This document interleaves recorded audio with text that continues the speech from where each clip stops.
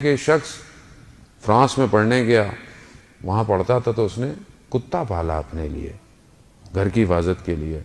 تو وہ یہ صبح پڑھنے چلا جاتا تھا، رات کو واپس آتا تھا، کتا اس کے ساتھ اندر آ جاتا تھا. کہتا ہے ایک دن میں واپس آ رہا تھا، شدید سردی تھی، تو میں نے اپنے چہرے کو شال سے لپیٹا ہوا، اپنے آپ کو بالکل کور کیا ہوا.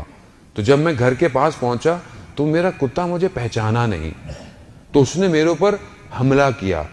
حملہ کرنے سے کیا ہوا کہ میری شال میرا جو تھا وہ ہٹ گیا. تو جب اس نے دیکھا کہ میں ہوں، میری آواز سنی تو ایک دم رک گیا. اب میں نے جب اندر جانے لگا تو میں نے کہا اندر آؤ، تو وہ اندر نہیں آیا. تو میں سمجھ گیا کہ کتا شرمندہ ہے اپنے عمل سے. کہتا ہے صبح جب میں باہر نکلا تو سردی کی شدت سے کتا مر چکا تھا.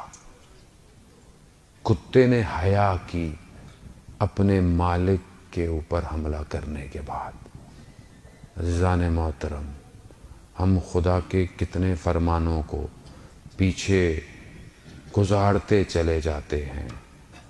خدا کتنا ہمیں کہتا ہے کہ یہ مت کرو، ہم وہ کیے چلے جاتے ہیں. کتنی حیا اور وفا ہے ہمارے اندر. آج ہم غازی عباس کے لیے وفا کا درس لے رہے ہیں. وفا، میں کتنی وفا کر رہا ہوں، میں کتنی اپنی ان آنکھوں سے وفا کرتا ہوں کہ پروردگار تو نے نعمت دی ہے، ان کو کفران نعمت نہ کروں. کتنی وفا ہے میری آنکھوں سے، کتنی وفا ہے میری سوچوں سے، کتنی وفا ہے کہ میں خدا کو سجدے کر رہا ہوں پھر جا کر کسی اور سے دل لگا رہا ہوں.